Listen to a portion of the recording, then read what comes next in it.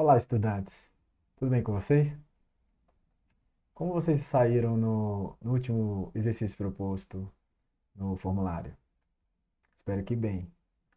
Então, vamos dar continuidade ao nosso estudo das equações e hoje eu queria falar um pouco mais da história que está por trás das equações, né? Nesse vídeo eu quero falar apenas do início, bem início mesmo, do conhecimento que é registrado, que são aqueles da cultura ocidental, das civilizações babilônicas e egípcias, tá? Então, olha só, essas duas culturas, elas deram início a um marco histórico, né? Assim, os tabletes mais antigos encontrados, eles datam de 2.200 anos antes de Cristo, mas essas civilizações, elas são bem mais antigas, há quase 10 mil anos atrás. Mas o nosso pontapé documental vai ser esses registros que realmente foram os encontrados até hoje, né? O que que acontece? Essas civilizações, elas produziam muita matemática já. Por incrível que pareça, se você olhar as pirâmides do Egito, ali tem muita matemática embutida. Então, eles são considerados os primeiros engenheiros, os primeiros arquitetos. Além disso, eles resolviam vários problemas do dia a dia, da agricultura, comerciais. Então, eram civilizações bem evoluídas nessas questões que envolvem ferramentas matemáticas. Mas há uma diferença dessa matemática para o que a gente chama de matemática atual, que é o método de pensamento e do processo científico. Então, essas civilizações, elas usavam um método conhecido como método indutivo ou empírico. Esse método é usado até hoje nas ciências, mas a matemática já deixou de usar muito esse método e ela usa hoje o método dedutivo. Mas qual a diferença entre esses dois métodos? Bem, no geral, de maneira bem simples, o método indutivo, ele parte de um caso particular para o geral. Já ao contrário, o método dedutivo, ele parte sempre do caso geral, do pensamento abstrato, e aí ele consegue resolver casos particulares, tá? Então eu gostaria muito que vocês registrassem aí essa diferença entre esses dois métodos e pesquisassem, obviamente, na internet, tem muita coisa sobre esses dois métodos de pensamento. Mas o princípio da matemática foi baseada no método indutivo, tá? No método empírico. Então, essas civilizações, eles conseguiram resolver vários problemas de matemática que a gente estuda no nono ano. Porém, o objetivo não era o pensamento matemático dedutivo, era simplesmente coisas práticas e coisas aplicáveis, tá? Ah, eles escreviam em tabletes cozidos de argila, né? Aí tem um exemplo de um tablete de 1.700 anos antes de Cristo. Não é bem esse exemplo que eu queria colocar, mas é da mesma época, um tablete que encontra-se no Museu de Londres, que era um tablete que nada mais que era que um livro de exercício de matemática, né? E eu não consegui achar a imagem dele, mas tinha vários desenhos e era um livro que tinha vários problemas, né? E baseado nesse estudo dessa, dessas civilizações, né? Acho que o ramo que estuda isso é a filologia, alguma coisa assim, eu não sei. Mas tem um problema interessante que eu queria passar para vocês entenderem o tanto que era já complicada essa questão da linguagem, né? Então, um problema é assim: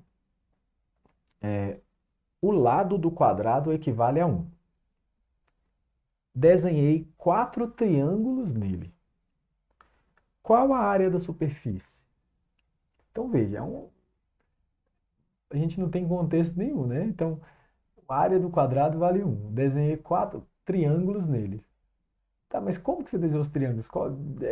Poderia ter pegado um triângulo de várias maneiras ali dentro, né? De forma que ele quer saber a área da superfície do quadrado.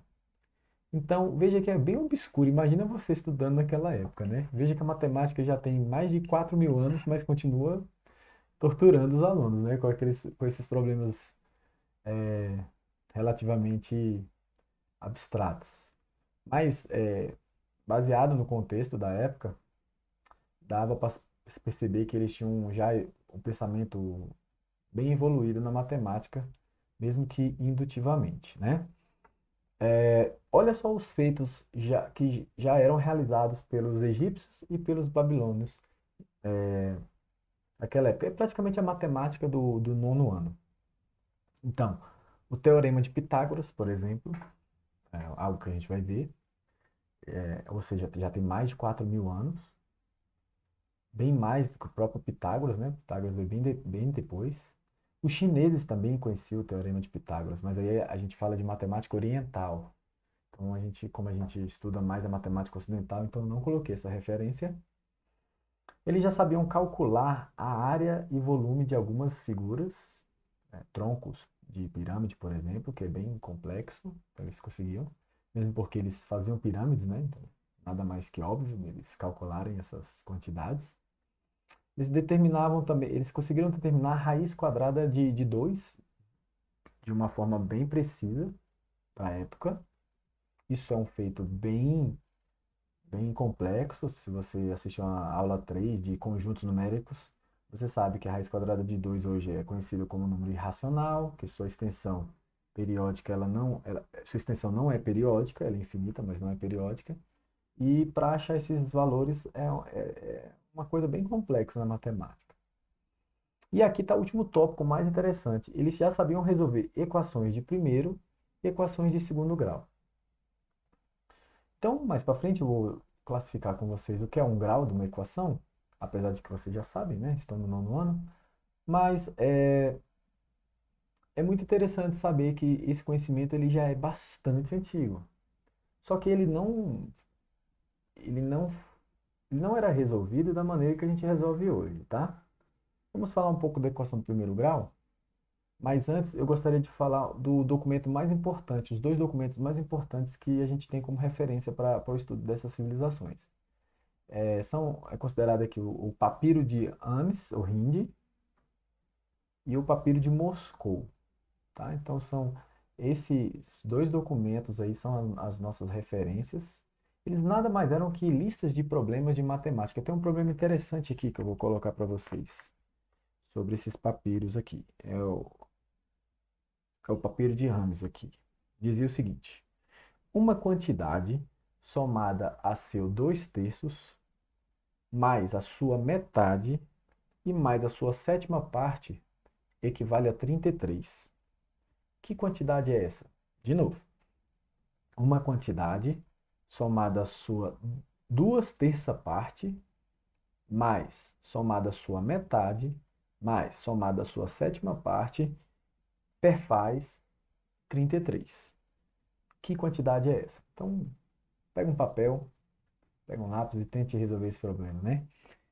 Mas o interessante é que eles resolviam de uma outra maneira. Eles usavam uma técnica conhecida como a técnica da falsa posição, tá? Técnica da falsa posição. Como que funciona essa técnica?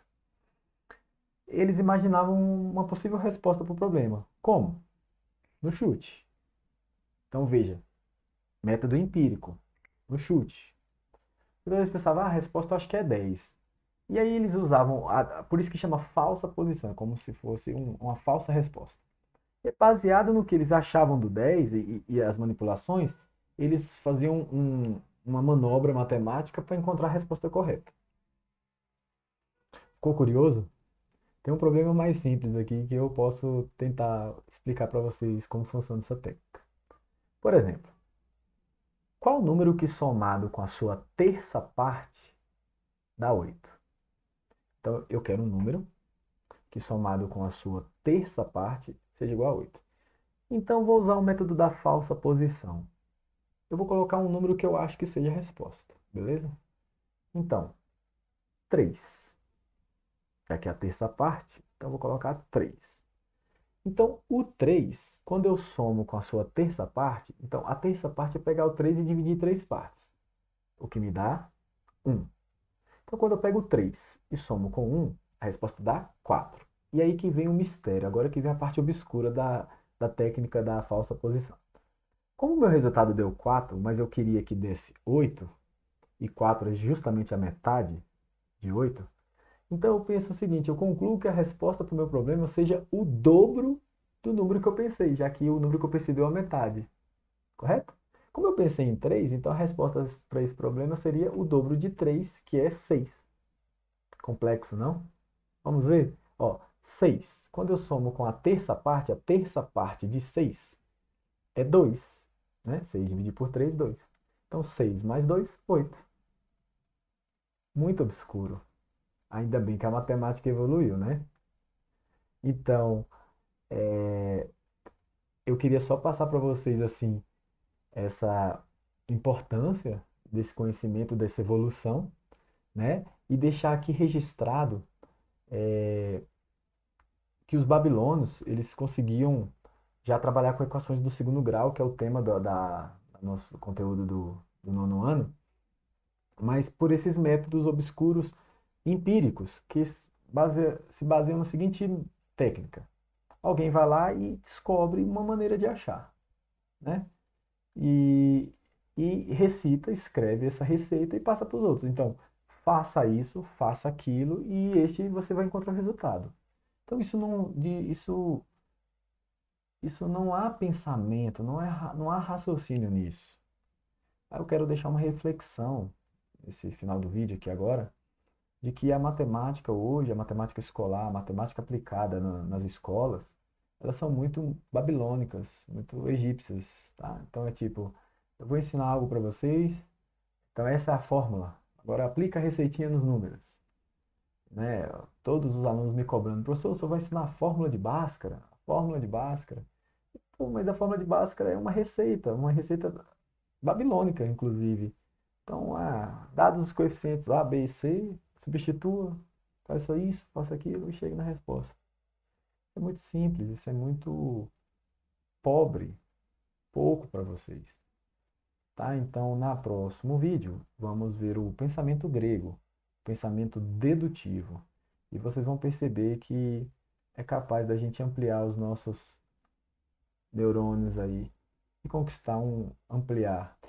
O Albert Einstein, um grande físico, dizia que um cérebro que se expande jamais pode voltar para o seu tamanho anterior. Então vem comigo, vamos pensar juntos, vamos expandir o nosso cérebro, ok? Então é isso. Espero que vocês tenham gostado.